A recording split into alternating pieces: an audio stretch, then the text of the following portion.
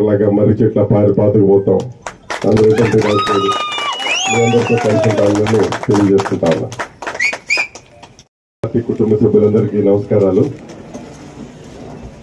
మరి ఈ రోజున మన వైఎస్ఆర్ కాంగ్రెస్ పార్టీ ఆవిర్భవించి మన ప్రీతం నేత వైఎస్ జగన్మోహన్ రెడ్డి గారు మన వైఎస్ఆర్ కాంగ్రెస్ పార్టీని ఒక ప్రణాళికాబద్ధంగా అందరికీ అన్ని రకాల సదుపాయాలను అన్ని వర్గాలకు అన్ని ప్రాంతాలకు ఉపయోగపడే విధంగా ఉండేలాగా జెండాను రూపకల్పన చేసి పార్టీని ఆవిష్కరించిన ఈరోజు 14వ వసంతంలోకి మనం అడుగు పెడుతూ ఉన్న రోజు.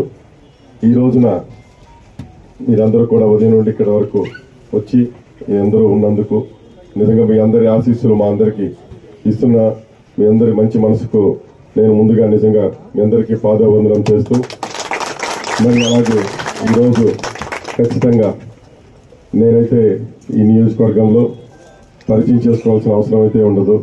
కలవడం కొంతమందిని కలిసి ఉన్నప్పటికీ మిగతా అందరినీ కూడా ఖచ్చితంగా ప్రతి గ్రామంలోనూ అలాగే పట్టణంలో కూడా నేను ఒక పాదయాత్రగా చేసుకుంటూ నేను ఖచ్చితంగా ప్రతి ఒక్క ఇంటికి నేను ఎన్నికల ముందు వరకు తిరుగుతూ ఉంటానని, అలా తిరగాలని అనుకుంటానే ఉన్నాను.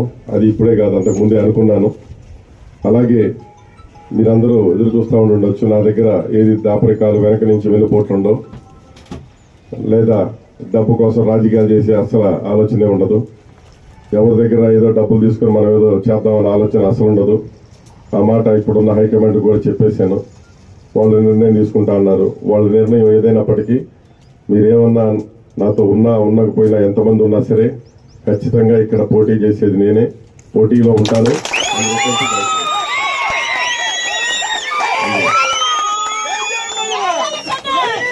నిర్ణయం ఎవరైనా చేసినా అది ఏ నిర్ణయమైనా నేనైతే పోటీ చేస్తాను. మీ అందరి ఆశీస్సులు ఇమ్మని, నిజంగా మంచి పరిపాలనని చిలుకలూరుపేట వదిలిపెట్టేవాడిగా కాకుండా మీలో ఒకటిగా ఉంటారని, చిలుకలూరుపేటలోనే ఉంటాను.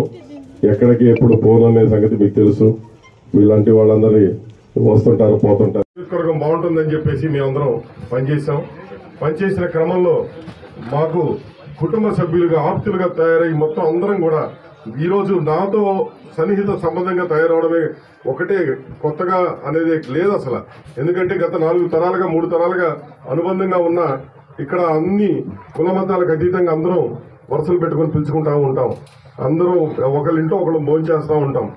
ఎటువంటి పరిస్థితుల్లో ఏదో ఊరికే కాదన్నా, ఖచ్చితంగా నా మనస్ఫూర్తిగా నేను చెప్తున్నాను, నాకు కాని పక్షంలో మర్రి రాజశేఖర్ గారికి ఇస్తే 20 కోట్లు నేను సంపాదించాను.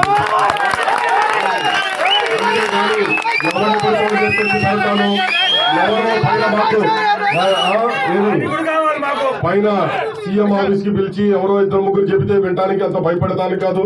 నియోజకవర్గం ఈసారి ప్రతి ఒక్క కార్యకర్తని బాగా చూసుకోవాలి, బాగుండాలి. మన కార్యకర్తలు నాయకులమే తప్ప తెలుగుదేశం మీద కేసులు పెట్టి చూపించండి. ఈ 5 సంవత్సరాల్లో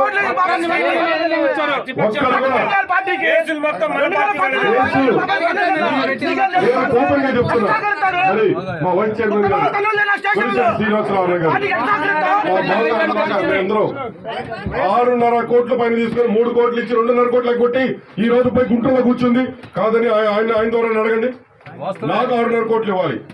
నేను ఇందాక సజ్జల దగ్గర అడిగితే ఆమె ఇచ్చింది వదిలేయని. ఆ సజ్జల్ని మార్చండి, పార్టీని బతికించండి.